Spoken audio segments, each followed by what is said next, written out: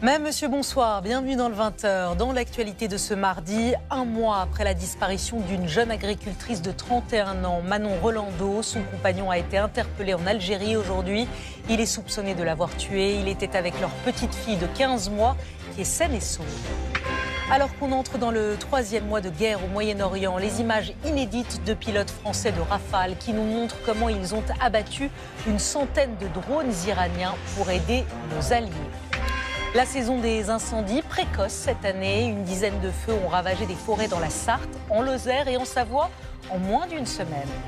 Un professeur de MMA qui frappe ses élèves. La vidéo virale fait polémique. Le coach, lui, assume. Et puis, sous les prisons, la plage. On vous emmène ce soir au cœur de la plus grande prison d'Amérique du Sud, au Salvador. Elle est un emblème de la guerre totale du gouvernement contre le narcotrafic.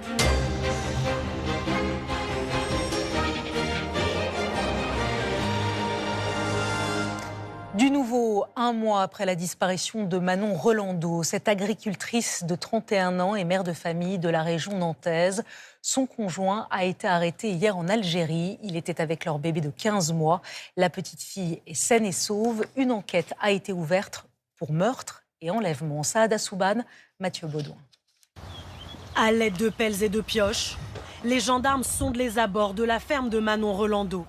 Chaque trou de végétation, chaque butte de terre est inspecté à la recherche du corps de l'agricultrice. Manon Rolando, 31 ans, a disparu depuis le 27 mars. Victime de violences conjugales, elle avait pris rendez-vous début avril avec une association. Elle ne s'y est jamais rendue. Son compagnon Karim B, que l'on voit ici, est suspecté de meurtre. Il a été arrêté hier en Algérie. Le conjoint de la disparue a été interpellé par les services de police algériens hier, lundi 27 avril 2026. Sa fille était avec lui. Par téléphone, la mère de Manon Rolando confie son soulagement d'avoir retrouvé la trace de sa petite fille. La petite est en sécurité et j'espère qu'elle reviendra vite en France. Maintenant, j'espère que Karim va dire la vérité, va dire ce qui s'est passé, va répondre à toutes mes questions. Le compagnon de Manon Rolando a quitté la France pour l'Algérie le 2 avril avec leur bébé. Sur les réseaux sociaux, il relaie l'avis de disparition de sa compagne et clame son innocence. Il y a 3 jours, toujours sur les réseaux sociaux, il intervient sur un compte dédié aux faits divers et répond même aux questions des internautes. Est-ce que vous êtes encore en contact avec Manon? Pas du tout, depuis le 2 avril. Ouais, elle est vivante maintenant, elle est pas morte. C'est pas quelqu'un qui va laisser la ferme comme ça. Pour prouver son identité, il montre même son passeport et celui de sa fille. Ouais, voilà, c'est moi. Ça, c'est le passeport de ma fille, regarde. Vous voulez lire, non? Regarde. Mais surtout, il se défend. J'ai pas fouillé. C'était prévu, je dépose ma chérie et je reviens. L'homme est de nationalité algérienne. Son extradition n'est donc pas garantie. Dans cette affaire, 2 autres personnes sont déjà mises en examen en France. Vous l'avez sans doute remarqué à la pompe, les prix des carburants sont en légère baisse. 15 centimes de moins en moyenne pour le gazole sur ces 2 dernières semaines. Mais attention, cette baisse est sans doute déjà finie alors que les cours du brut sont déjà repartis à la hausse sur le marché mondial. Julien Ababsa, Guillaume Beaufils. Faire le plein avec le sourire, quelques semaines que ce n'était pas arrivé à Xavier Godet. La dernière fois que j'en ai pris, c'était 2,23. Et là, maintenant, 2,10. Donc, c'est bien. Il y a une vraie baisse. Mais c'est déjà mieux. Et puis, faut espérer que ça redescende en dessous les 2. Hein. Pour ce couple, quelques centimes de moins et une facture qui s'allège. Là, ça fait du bien de les voir un petit peu à la baisse. C'est plutôt quelque chose de positif. On est parents de 4 enfants, donc on a un budget qui est déjà assez... conséquent sur plein d'autres choses. On a tendance à faire attention à nos dépenses, qu'on ne veut pas vivre au-dessus de nos moyens. La semaine dernière en France, le litre de gasoil s'affichait en moyenne à 2,16 €, en recul de 15 centimes en 15 jours. Le prix du samplon, lui, était stable, à 1,98 € du litre.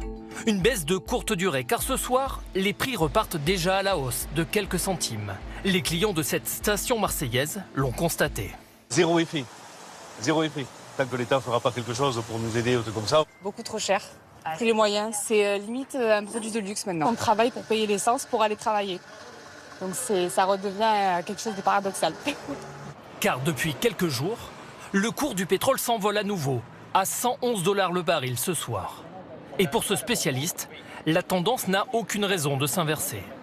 Quand vous avez le détroit qui reste fermé, chaque mois, eh bien, vous devriez avoir en théorie un prix du Brent qui augmente de l'ordre de 30 $ par baril. Et ça devrait avoir une répercussion à la pompe pour augmenter malheureusement le prix à la pompe de l'ordre de 20 centimes d'euros par litre. Tant que les bateaux resteront bloqués, le prix des carburants devrait donc continuer d'augmenter. Le gouvernement, lui, se veut rassurant sur un point. Pas de risque de pénurie en France. Dans l'actualité, 2 jeunes hommes de 24 et 26 ans sont morts dans le violent incendie d'un petit immeuble d'habitation du centre de Sète tôt ce matin. Ils ont été piégés par les flammes avant l'arrivée des secours. Une enquête a été ouverte pour déterminer l'origine de ce sinistre. Et puis un incendie a détruit une pinède dans la Sarthe au sud du Mans. En tout, ce sont plus de 10 feux de forêt qui se sont déclenchés en moins d'une semaine en Lozère, en Savoie ou encore dans les Ardennes. Pourquoi la saison des incendies commence-t-elle si tôt cette année? Enquête de Noé Poitvin, Anne-Christine Roth et Alexis Lézimac. Près du Mans hier soir, 3 hectares partis en fumée dans cette pinède, le premier feu de forêt de la saison ici. 150 pompiers mobilisés, une vingtaine ce matin encore pour surveiller d'éventuelles reprises.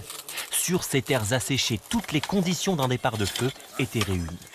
C'est lié à la fin de l'hiver, une certaine sécheresse. L'arrivée du beau temps, ça fait quelques temps qu'il n'a pas plu, l'humidité est descendue, donc c'est plus propice à l'éclosion de feux. Des feux de forêt qui touchent aussi la Lozère. Ce week-end, 29 hectares brûlés dans cette commune de 600 habitants. Ouais, allez. Par précaution, une soixantaine d'enfants en colonie de vacances a dû être évacués. Le 3 avril, déjà 10 km plus loin, un autre incendie impressionnant a parcouru 110 hectares. Les pompiers ont lutté pendant près de 24 heures. Le phénomène semble se multiplier. Rien que depuis vendredi, au moins 7 feux de forêt ont été recensés dans plusieurs régions françaises. Comment expliquer leur précocité en ce mois d'avril? Avec le réchauffement climatique, le risque de feu se généralise. Des territoires peu touchés jusqu'à présent le deviennent, comme ici, dans le Morvan, 4 hectares brûlés ce week-end. Une saison de risque incendie plus longue qui a notamment poussé l'État à augmenter les moyens des pompiers. 500 véhicules de lutte contre l'incendie supplémentaires qui sont au fur et à mesure mis en place et envoyés dans les colonnes de renfort. Donc on a cette augmentation capacitaire pour permettre une lutte plus efficace contre les incendies. Depuis le début du mois d'avril, 12 feux d'au moins 10 hectares ont été répertoriés en France, soit une superficie de plus de 700 hectares partis en fumée. On en vient à cette commune près de Lyon, en proie à des affrontements entre bandes rivales. Une mère de famille a été blessée par une balle perdue alors qu'elle marchait avec ses 2 enfants. Des fusillades à répétition et des incendies qui mettent les nerfs des habitants à rude épreuve. Reportage Étienne Prigent et Jean-Pierre Rivalin. Des CRS en renfort cet après-midi dans un quartier marqué par une série d'actes ultra-violents en quelques jours. Tout commence vendredi dernier sur ce parking. Des voitures criblées de balles à la suite de rafales de Kalachnikov. À l'origine de la fusillade, au moins 2 personnes arrivées à trottinette et des tirs à tout va selon des témoins. Au même moment, une femme rentre à pied du cinéma avec ses enfants. Elle est touchée par une balle à la cheville. Une voisine raconte anonymement. Quand les enfants ils ont couru, il y a eu une deuxième rafale, très longue. La mère, elle est arrivée en boitant. Je l'ai vue tomber. Elle s'est cachée derrière les buissons. Elle s'est relevée, elle a recouru. Tellement qu'elle était choquée, elle n'a pas remarqué qu'elle était blessée. Blessée grièvement, la victime de la fusillade a pu sortir de l'hôpital. Imaginez si ça aurait été pas elle, ça aurait été quelqu'un d'autre, ou moi, ou des gens qu'on connaît. C'est incroyable. Une fusillade suivie de 2 incendies probablement criminels dans des immeubles voisins dans les nuits de dimanche et lundi. Ici, pas de blessés, mais 48 personnes évacuées. C'est pas normal ce qui se passe. Et là, en ce moment, c'est la catastrophe. Ma fille, ce matin, je lui en ai parlé, elle m'a dit « Mais ma pauvre maman, tu vas aller où ?» Ces événements seraient liés à une lutte pour le contrôle d'un point de deal à proximité. Des guerres de territoire qui se multiplient dans la région lyonnaise. La deuxième plus grosse agglomération de France, après Paris, a basculé de narcotrafic au narcoterrorisme. C'est celui qui fait le plus peur, entre guillemets, à la concurrence et en veut s'accaparer des territoires. À Dessines, la commune assure lutter comme elle le peut. Police municipale, vidéosurveillance, mais aujourd'hui, la maire en appelle à l'État. Il manque des moyens, des équipages, des effectifs pour montrer qu'ici, on est en France, on est dans une république et qu'il y a des règles. Opération d'intimidation ou de représailles. La nuit dernière encore, un appartement a été visé par un nouvel incendie volontaire, le 3e en 4 jours. L'hommage national aujourd'hui au sergent Anissé Girardin, mort à 31 ans dans une embuscade au Liban. Cérémonie dans la Marne, présidée par la ministre des Armées, Catherine Vautrin. Elle a salué un homme d'une fiabilité absolue qui était apprécié de tous. Anissé Girardin est le 3e soldat français tué au Moyen-Orient depuis le début de la guerre. Et alors qu'on entre dans le 3e mois de cette guerre, regardez cette image. Un missile tiré par un Rafale qui abat un drone iranien. Image inédite et témoignage rare de pilotes français qui rentrent tout juste de mission où ils ont aidé nos alliés à se défendre. Ils nous racontent au micro d'Alexandre Allais et Julien Lepelletier. Un missile tiré d'un Rafale au-dessus du golfe Persique. Il abat un drone iranien qui tombe en pleine mer. Image inédite de combats menés par les pilotes de l'armée de l'air et de l'espace au Proche et au Moyen-Orient, il y a tout juste un mois. Dans les cockpits, le commandant Quentin, le lieutenant Enzo ou encore le capitaine Louis. De retour de mission, ils témoignent pour la première fois. Ils étaient déjà sur les bases françaises dans la région pour lutter contre le terrorisme. Quand le 28 février tout bascule, leur mission change de nature. Donc on a été réveillé au milieu de la nuit pour décoller sur alerte et en quelques minutes il fallait qu'on soit en l'air et on a fait face à une vague de drones qu'on a dû ensuite neutraliser, donc ça c'est la réactivité. Des missiles sont embarqués pour intercepter drones et missiles iraniens. On essaye de détecter un maximum de cibles grâce à notre radar embarqué. On le détecte, on voit rapidement une signature infrarouge sur nos capteurs et là on sait que potentiellement, tout va aller très vite. Face à eux, cet écran. L'indication shoot indique au pilote que c'est le bon moment pour tirer. Le missile met à peine 2 secondes pour atteindre ces drones de près de 2,50 m, chargés d'explosifs. Les drones évoluent près du sol et à vitesse réduite, donc c'est ça la principale difficulté. Il faut différencier ça des missiles de croisière qui eux, volent plus rapidement. Et donc, il y a vraiment 2 types de menaces différentes auxquelles on a fait face. Avant de tirer, il y a vraiment un long process d'identification et de classification parce que on n'a pas envie de tirer sur n'importe quoi et de détruire potentiellement un avion ami. Il n'y a vraiment pas la place et le temps pour les émotions. Une fois que l'avion est posé, les moteurs sont coupés, là c'est là qu'on peut souffler et on se rend compte de ce qu'on a fait. Il y a quand même la fierté du travail accompli, puisqu'en détruisant ces drones, on sait qu'on a potentiellement sauvé plusieurs dizaines de vies. Leur veille est permanente, 24 heures sur 24. Globalement, c'est des missions entre 5, 6 heures, parfois un peu plus, donc qui sont éprouvantes, qui sont fatigantes. Je pense que ce à quoi on assiste nous montre ce que peut être une guerre de haute intensité. C'est quelque chose que nous, sur place, on a pu ressentir. Au total, une centaine de drones ont été abattus, 90% de réussite pour l'armée de l'air et de l'espace. Ils ont 17 ans seulement en moyenne. Les hackers informatiques qui piratent vos comptes, volent les données des hôpitaux, des communes ou encore des agences de l'État sont très jeunes. C'est ce que révèle une note du renseignement que nous nous sommes procurés. Certains, vous allez le voir, n'ont que 13 ans. Claire Vérove, Rudy Degardin et Annie Triboire. Certains n'ont pas encore quitté les bancs de l'école, mais ils parviennent à percer les défenses de grandes entreprises, de fédérations nationales et même des ministères les mieux sécurisés en pillant des millions de données informatiques sensibles.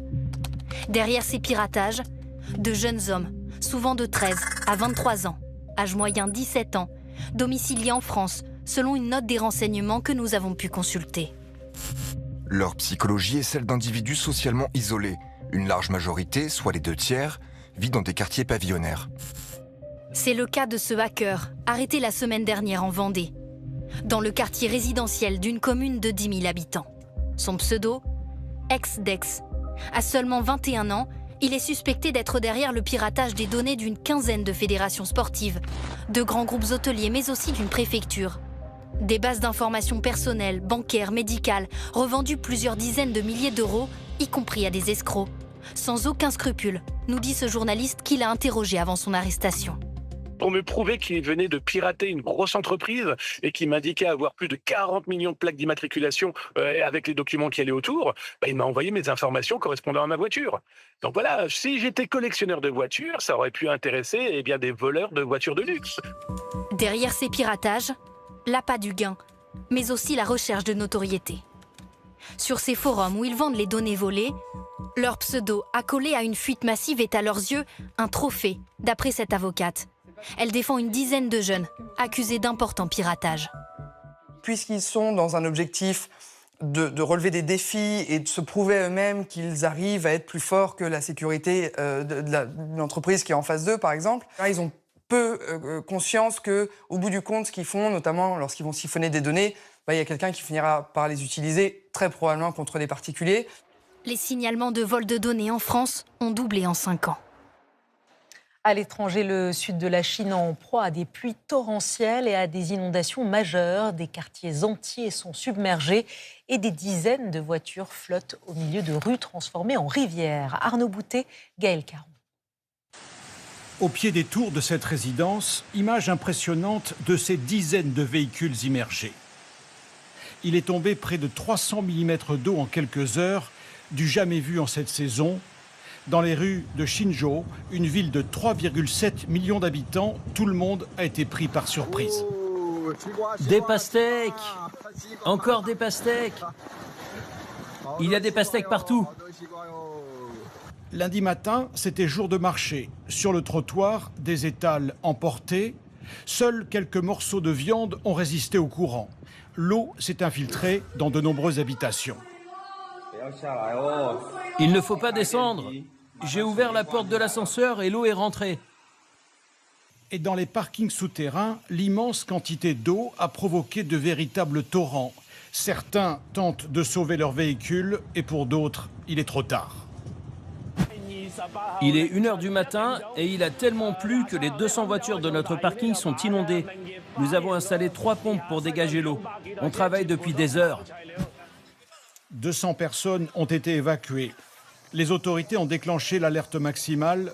Elles appellent la population à rester à l'abri car de nouvelles pluies sont annoncées dans cette région au sud de la Chine. Ce sauvetage inattendu en Ukraine, une femme de 77 ans a été évacuée d'une zone de combat grâce à un robot militaire piloté à distance. L'opération a eu lieu dans l'est du pays et pour ne pas effrayer la vieille dame, les soldats avaient recouvert l'engin avec ce message « Grand-mère, asseyez-vous ». Maryse Burgot. Au milieu de ces destructions, une dame ukrainienne âgée de 77 ans. Antonina Horouja avance péniblement avec ses cannes. Elle s'effondre même d'épuisement sur cette route exposée aux frappes russes. Cet opérateur du 3e corps de l'armée ukrainienne l'aperçoit sur son drone de reconnaissance. Il décide de la sauver. Je vais prévenir les gars, on va aller récupérer la grand-mère. Cet autre soldat dirige, lui, un robot terrestre. Il le guide vers la vieille dame, mais il s'inquiète. Pourvu qu'elle ne s'enfuit pas dans les buissons quand elle va le voir. Vous avez posé une couverture dessus? Oui, et sur un papier, on a écrit « Mamie, assieds-toi ». Antonina s'avance et comprend. Depuis plus de 4 ans que dure cette guerre, elle sait en fait ce qu'est cet engin. Elle grimpe, complètement confiante. Camarade, zoome un peu sur ses pieds, s'il te plaît. Je veux voir s'il ne traîne pas sur la route pour qu'elle ne se blesse pas. Antonina finit par s'allonger. Elle est accueillie par des soldats. Donnez-moi ça, donnez-moi ça. Bonjour madame. Allez, vite. Allez, vite. Attendez, je prends mon sac. Mais dépêchez-vous, il y a des drones ici, vous comprenez? On ne peut pas attendre. Sa maison a été détruite par une frappe russe.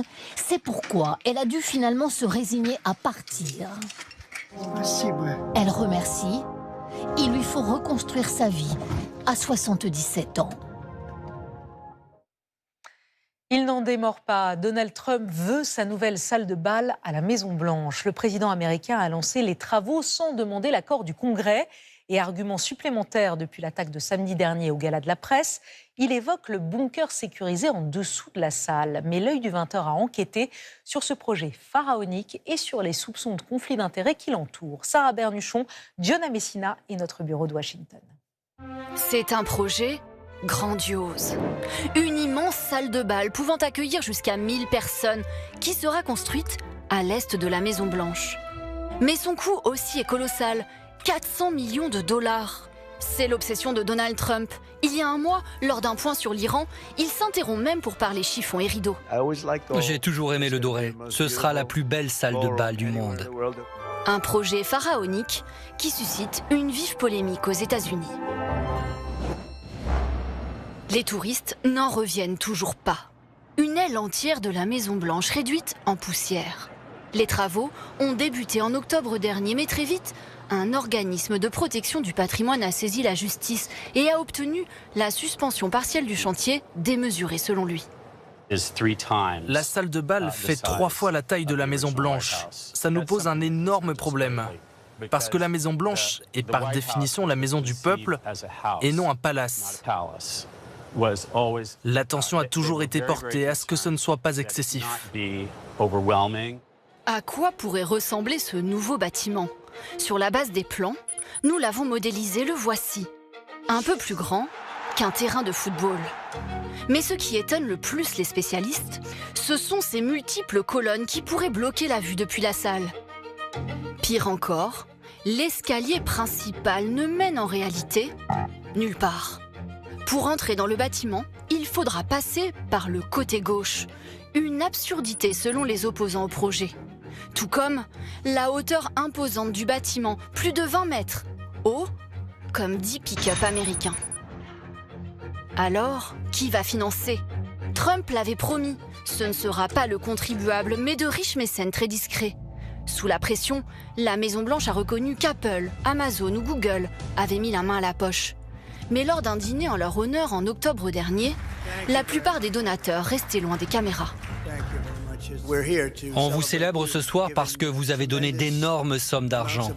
Sur les rares photos de la soirée, nous avons toutefois identifié un magnat du pétrole, mais aussi le vice-président d'un des leaders du tabac, ou encore l'ancien directeur de Marvel, l'éditeur des super-héros. Mais la plupart ont requis l'anonymat, comme une mystérieuse société de métallurgie. Une entreprise d'acier m'a dit « Monsieur, je voudrais faire don d'acier pour votre salle de bal. » Et j'ai dit « Merci, c'est gentil. » Il y en a pour 37 millions de dollars. Selon les révélations du New York Times, il s'agirait en réalité du géant de l'acier, ArcelorMittal. 2 jours après la soirée, Donald Trump a annoncé un assouplissement des droits de douane sur certains aciers, une mesure qui semble favorable à Arcelor. Contacté, le groupe sidérurgique n'a pas souhaité faire de commentaires. Pour cette ONG, ces dons anonymes pourraient générer des conflits d'intérêts. Presque aucun des donateurs ne veut reconnaître qu'il a fait un don, ce qui est étrange. Le danger, c'est que les donateurs anonymes veulent des contrats juteux du gouvernement et se disent « Bon, en donnant quelques millions, on peut gagner quelques milliards en contrat pour construire quelque chose. » C'est très inquiétant.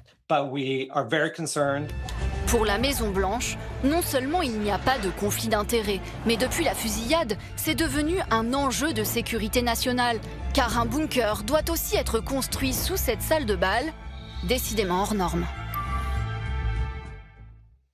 Méfiez-vous des promesses trop belles pour être vraies. Des milliers d'épargnants français disent s'être fait arnaquer par une assurance vie qui leur promettait des rendements de 10 voire 20%. Ils y ont perdu une partie de leurs économies et ils portent plainte maintenant pour escroquerie. Luc Lacroix, Aurore Ployer et Antoine Placier. Elle voulait se constituer une épargne pour sa retraite. Pour cela, Bédénix Coto d'Apollonia a souscrit en 2011 via un courtier indépendant une assurance vie intitulée Premium Prudent. C'est une épargne qui était présenté comme sûr. Les documents évoquent des rendements alléchants de 7,5% annuels. Et selon elle, le courtier lui a promis encore plus. On m'a proposé un rendement d'au moins 20% en l'espace de quelques années. Mais aujourd'hui, non seulement elle n'a rien gagné, mais elle dit aussi avoir perdu 5 000 € sur les 12 000 qu'elle avait investis. Pour avoir de si mauvaises performances et ne pas être capable de justifier que nous ayons des performances négatives pendant que dans le même temps, la bourse avait des performances positives, sur quoi ont-ils investi notre argent pour qu'on ait des rendements négatifs? Son argent était en fait géré par un assureur au Luxembourg, FWU. Il a depuis fait faillite. Nous avons contacté l'un des courtiers qui commercialisait ces assurances vie en France, également mis en cause. Il se défend. La société de courtage a cessé toute commercialisation de ses produits dès 2014 de sa propre initiative afin de protéger les épargnants. Le courtier affirme aussi avoir alerté les autorités. Mais 200 épargnants ont porté plainte pour escroquerie. Où est passé l'argent? Il y a un faisceau d'indices laissant à penser que les fonds investis par ces épargnants pourraient avoir été détournés. 150 000 contrats d'assurance vie de ce type auraient été signés en France. 34 000 épargnants n'auraient toujours rien récupéré. Et on en vient à cette vidéo qui crée la polémique. On y voit un professeur de MMA, ce sport de combat plébiscité par les jeunes, qui frappe, vous le voyez, ses élèves, des enfants en plein entraînement. Ça se passe dans un centre de Villeurbanne, près de Lyon. Des images qui suscitent l'indignation des internautes. L'entraîneur, lui, assume. Denis Sébastien, Éric Jacquin. Ah ouais, on va commencer par toi. Allez! La séquence est particulièrement choquante. Des enfants d'une dizaine d'années face à leur entraîneur de MMA. L'homme hurle ses consignes et assène à chacun d'eux un violent coup de pied dans le ventre. Sur la vidéo, l'un des enfants essuie des larmes. Publiées et reprises sur les réseaux sociaux, ces images font réagir entre indignation et colère. Scandaleux. Quelle horreur et brutalité. Mais ça va pas. Super dangereux. Sortez vos enfants de là-bas. Ceux qui critiquent le coach, allez plutôt vous plaindre aux parents. Ils connaissent très bien ces entraînements. Nous avons rencontré l'homme de la vidéo. Propriétaire d'un club privé de MMA près de Lyon, il assume.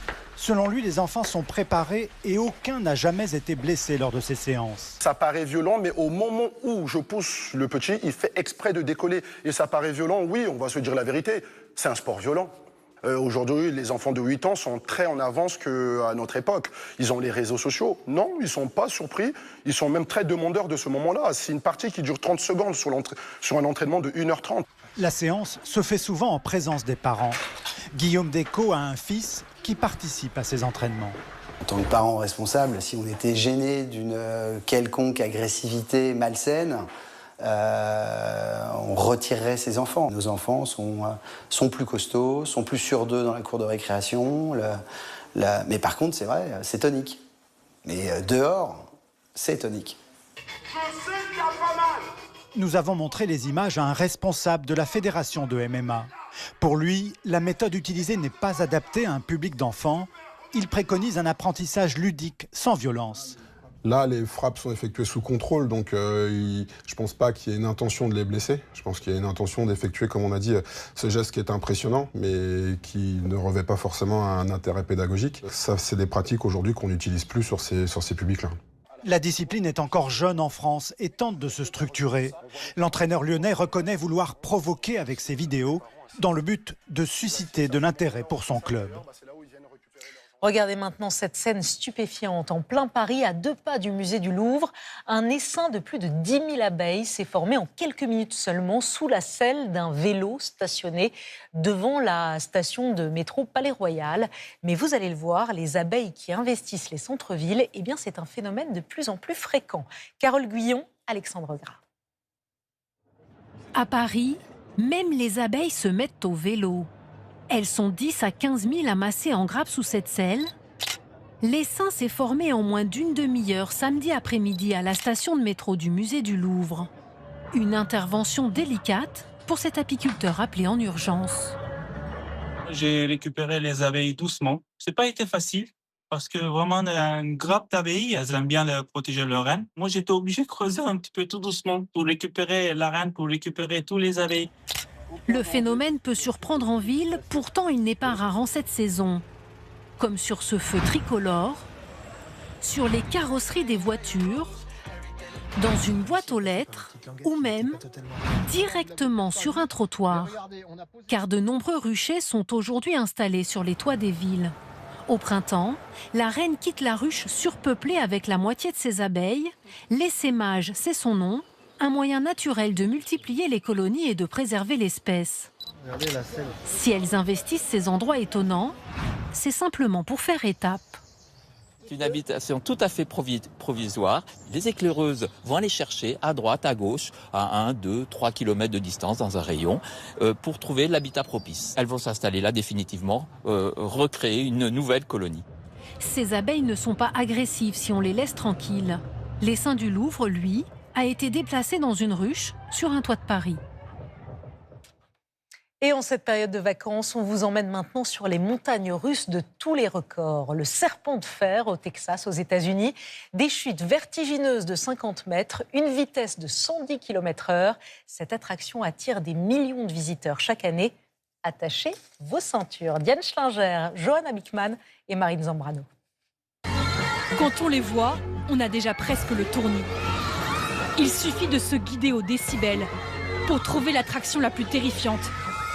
À flanc de falaise, celle-ci bat bien des records de vitesse, de chute vertigineuse. L'Iron Rattler, le serpent de fer. Oui, nous sommes au Texas et ici, il faut être aussi bien accroché que pour le rodéo. C'était tellement génial. Mon estomac s'est soulevé. Grisant. J'ai cru que j'allais mourir. J'ai senti mon visage faire. C'était intense. Je crois que je deviens trop vieux pour ça. Impossible pour des raisons de sécurité de tenir ou d'accrocher une caméra de peur qu'elle ne tombe sur la foule. Alors pour tester, nous avons dû venir avant l'heure d'ouverture au public. Comme chaque matin, plusieurs agents vérifient l'attraction, puis la sécurité supervise l'installation de notre caméra. Me voici rassurée avant d'embarquer. Ceinture et barre de maintien attachées. Il y a des choses que je dois savoir ? Préparez-vous juste à la chute, vous allez voir. C'est parti. Seule pour une montée vertigineuse. La montée est très longue, ça promet. 55 mètres, l'équivalent d'un immeuble de 18 étages. À peine le temps de respirer, d'admirer, ou plutôt de jauger la vue. Et pour préserver vos oreilles, place à la musique. 1 minute à 110 km/h. Comme en apesanteur, entre tonneaux et passage à l'aveugle. De quoi en avoir le souffle coupé. Ça décoiffe, littéralement et complètement. Décoiffé et l'esprit embué. Alors pour mettre des mots rationnels sur ces sensations, pour le prochain tour, nous embarquons un passager expérimenté, le directeur des parcs d'attractions du Texas. Vous l'avez fait combien de fois ? J'ai bien dû le faire plus de 1000 fois. Plus de 1000 ? Donc vous devez me donner des conseils. Ce qui est amusant, c'est qu'au fur et à mesure de la journée, les rails vont se réchauffer et gagner en vitesse. Cela va aller de plus en plus vite grâce au soleil du Texas. Le bruit contribue au frisson. Ces montagnes russes sont hybrides, faites en bois et en acier, parmi les plus hautes et les plus rapides au monde. La chute est de 55 mètres, avec un angle de 81 degrés, quasiment vertical. Une vrille aérienne. Et on y va maintenant. Cette attraction a révolutionné le genre. La première hybride avec ce type de figure. C'est un tournant à 360 degrés. La tête en bas. À peine le temps de se rendre compte qu'une caméra du parc a pris des photos. Jamais les plus flatteuses, mais elles permettent d'immortaliser l'instant, de rire de soi-même et des autres, comme ces lycéennes texanes. Disons que c'est intéressant. Oui, c'est pas mon meilleur profil, mais bon, c'est au milieu de la descente. L'attraction est tellement populaire que les Américains sont prêts à faire des heures de queue pour un moment suspendu. À la fois très court, mais si intense que pour les nerfs, il semble durer une éternité. Je ne sais pas si ça vous a convaincu. On va passer maintenant au grand format du 20h. On vous emmène dans la plus grande prison d'Amérique du Sud, la plus sécurisée, située au Salvador, près d'une plage féerique. Elle abrite 25 000 détenus, c'est un record. Et elle symbolise à elle seule la guerre totale menée par le gouvernement du Salvador contre les narcotrafiquants. Une équipe d'envoyés spéciaux a pu pénétrer au cœur de cette prison de très haute sécurité. C'est un reportage de Sonia Sadon et Élodie Delvoye.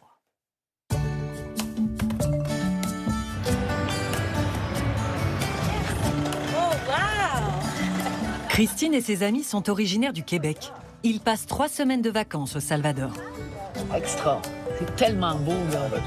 Au programme ce jour-là, pas de pollution, pas de bruit. La visite du parc naturel du Cerro Verde. Avec le volcan Izalco, qui culmine à 2000 mètres d'altitude. C'est vraiment magique. Super. J'aimerais habiter pas loin. Pourtant, il y a encore 4 ans, jamais ces touristes n'auraient mis un pied au Salvador. C'était pas recommandé de toute façon, avec la drogue, avec tous les cartels et tout ça. C'était pas tellement accueillant, puis c'était pas non plus tellement tentant. Maintenant, c'est sécuritaire et c'est tellement beau et c'est un pays qui est méconnu. Avant, le Salvador était connu pour ça. Les gangs, appelés pandillas, ont semé la terreur dans le pays pendant 30 ans.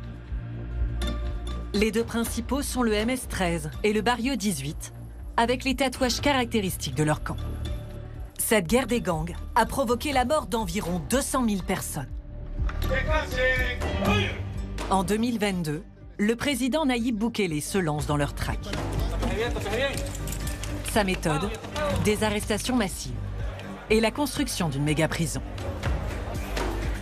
Le pays le plus dangereux au monde est devenu le plus sûr de tout le continent. Avec 4 millions de touristes l'année dernière, le Salvador est le pays le plus visité d'Amérique centrale. Mais cette pacification a un prix. Un Salvadorien sur 50 est en prison. Le taux d'incarcération, le plus élevé au monde. Dans le quartier de Tikal, au nord de San Salvador, une scène de vie aussi banale que ce match de foot était inimaginable il y a encore quelques années. Vas-y, tire! Ce quartier était l'un des plus dangereux du pays. Le quotidien, rythmé par la guerre des gangs. Noé Del Cid est un enfant du quartier et c'est un miraculé. À l'âge de 16 ans, alors qu'il discute avec ses copains devant chez lui, un membre du Barrio 18 surgit du coin de la rue. Quand il est arrivé là, il a dit « L'un de vous va mourir, bande de fils de pute ». Le pandillero a sorti son arme, il l'a chargé et pointé comme ça. Et soudain, j'ai senti l'impact. La balle est rentrée là. Ensuite, il est passé par là, il s'est éloigné et de là-bas, il a tiré 5 fois de plus, alors que j'étais à terre. Et parmi ces 5 balles, il y en a une qui m'a endommagé la colonne. Un tiers des Salvadoriens se sont exilés à cause des gangs. Mais depuis 3 ans, ils sont de retour, y compris à Tikal. Allez-y, entrez. Merci. Beaucoup considèrent Bukele comme le sauveur du Salvador. Je vous présente ma mère. Bonjour, bienvenue. Enchantée. Je vois que vous avez de nombreuses photos du président accrochées au mur. Lui, c'est l'homme qui a ramené la joie dans notre pays. Si Bukele était arrivé au pouvoir avant que mon fils ne soit blessé, peut-être que mon fils ne serait pas en fauteuil. Le destin du Salvador a basculé il y a 4 ans. Après le week-end le plus sanglant de l'histoire du pays. 87 assassinats perpétrés par les gangs. 10 jours plus tard, le président Bukele désigne l'ennemi à abattre, dans une mise en scène guerrière. Nous pouvons détruire ce cancer que l'on appelle les pandillas. Bukele instaure l'état d'exception. Policiers et militaires sont libres de contrôler n'importe qui et de procéder à des arrestations sans enquête ni mandat. Le simple fait d'être tatoué peut être un motif d'incarcération. 75 000 Salvadoriens sont emprisonnés. Pour les enfermer, Nayib Bukele a fait construire une prison en 7 mois à peine. Le CECOT, le centre de confinement du terrorisme. Capacité d'accueil, 40 000 détenus. C'est la plus grande prison d'Amérique. Une voiture du gouvernement nous y emmène. À 2 km de la prison, premier checkpoint. Ouvrez le coffre. Le réseau téléphonique est coupé dans toute la zone. Au CECOT, environ 25 000 membres de gangs sont incarcérés. Bonjour, bienvenue. Belarmino Garcia, directeur du CECOT. Comme à l'aéroport, contrôle renforcé, détecteur de métaux. Il faut enlever ça. Oui, je vais l'enlever. Ok. Je t'ai enlevé même mon alliance. Scanner et fouille au corps. Tournez-vous.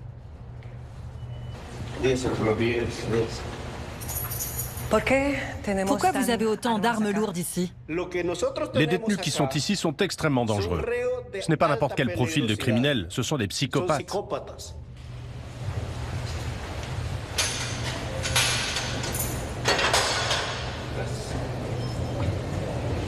Bonjour. 3000 hommes sont enfermés ici, à vie. 100 détenus par cellule, dans des conditions de détention extrêmes. Ils ont 2 réservoirs d'eau pour se laver. Et il y a un bidon bleu avec l'eau qu'ils boivent. Pour les toilettes, un simple trou dans un coin de la pièce. Ils n'ont pas d'oreiller, pas de matelas.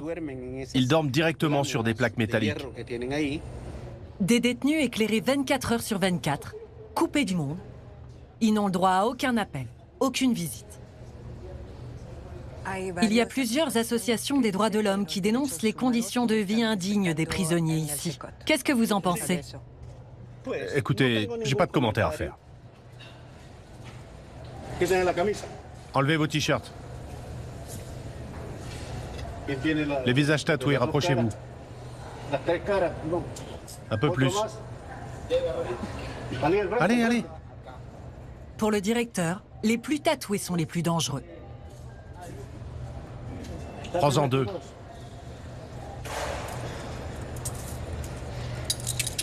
Il les fait extraire de leurs cellules pour les exhiber. Ici, nous avons un membre du gang Barrio 18. Et là, un de la MS-13. Quand les gardiens considèrent qu'un prisonnier est agressif, il est conduit à l'isolement et peut y rester jusqu'à 30 jours. Ouvrez la porte, s'il vous plaît. Le lit est une plaque de béton. Il y a une cuve pour l'eau et un toilette. Pas de lumière, juste ce petit trou là au plafond. Refermez la porte. À l'intérieur, la température avoisine les 40 degrés. Il y a de nombreux témoignages qui évoquent des tortures à l'intérieur du CECOT. Qu'est-ce que vous répondez à ça? Ça n'est pas vrai. Il n'y a jamais eu de mauvais traitement? Non. Pour clôturer la visite, le directeur tient à nous présenter les chefs de gang incarcérés. Parmi eux, l'un des détenus les plus lourdement condamnés. Lui, c'est un membre de la MS-13, condamné à 780 ans de prison.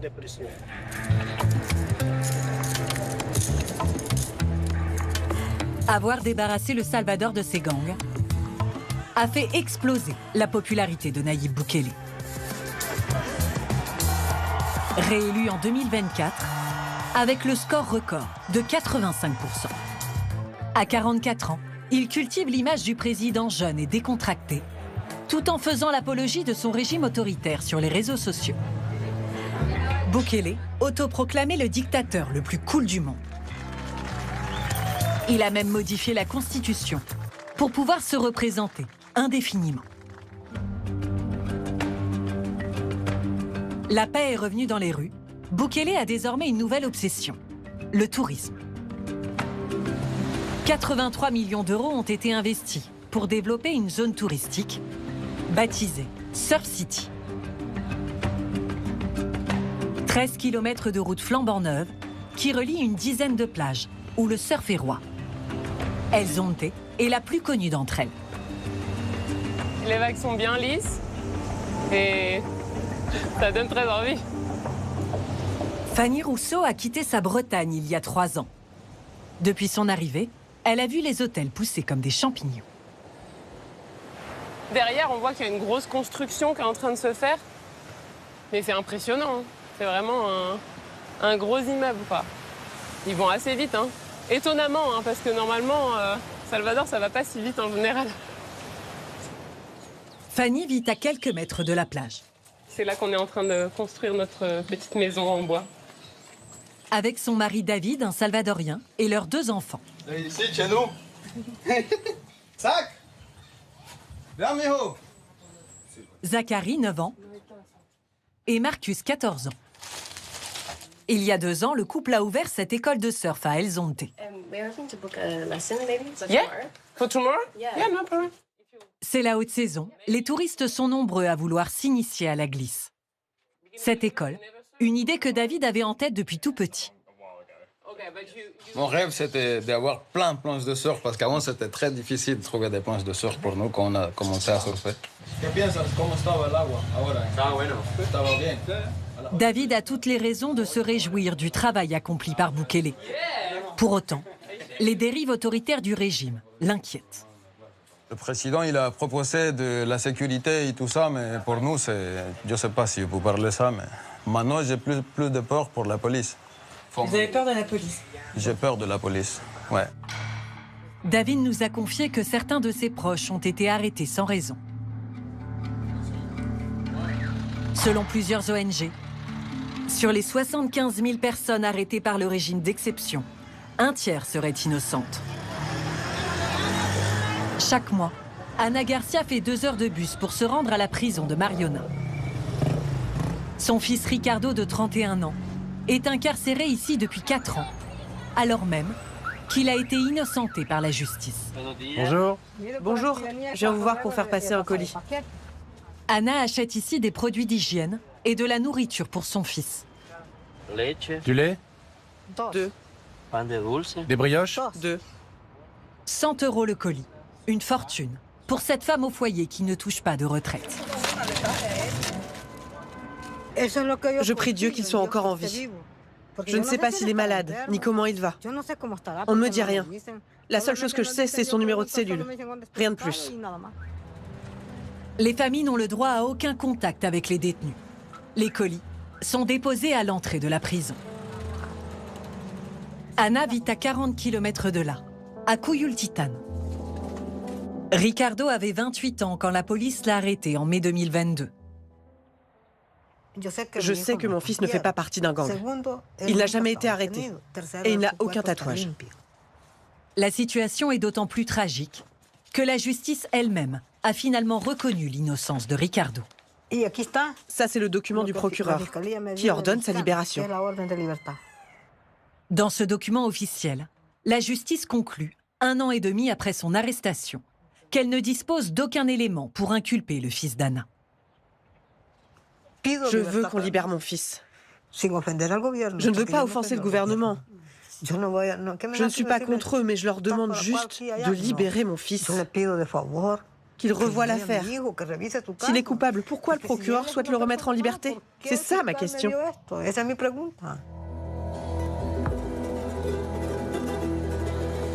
Nous avons voulu interroger le gouvernement Bukele. C'est ça. À propos des graves dérives du régime. Ce jour-là, Gustavo Villatoro, ministre de la Sécurité et de la Justice, est en pleine opération de communication. En visite dans le quartier de la Campanera.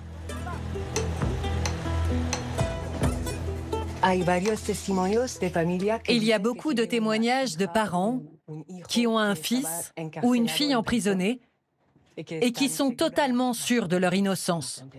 Que répondez-vous à ces familles ? Est-ce qu'il existe un système judiciaire parfait dans le monde? Non. Sur 100% des personnes arrêtées par le FBI, dans le plus grand pays du monde, quel pourcentage est condamné? 70%. Ça veut dire qu'il reste 30%, en principe d'innocents.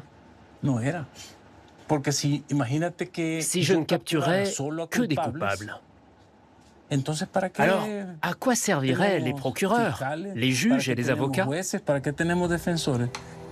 Selon lui, si des innocents sont enfermés par la police, ils seront libérés par la justice. Ça tombe bien, car le ministre contrôle les deux. Mais en réalité, même si la plupart des pandilleros sont en prison, les arrestations arbitraires se poursuivent. C'est ce que nous confirme ce policier sous couvert d'anonymat. En acceptant cette interview, il prend le risque d'être lui-même emprisonné. Il nous a fallu quelques semaines, quelques mois, pour arrêter tous les pandilleros qui étaient en liberté.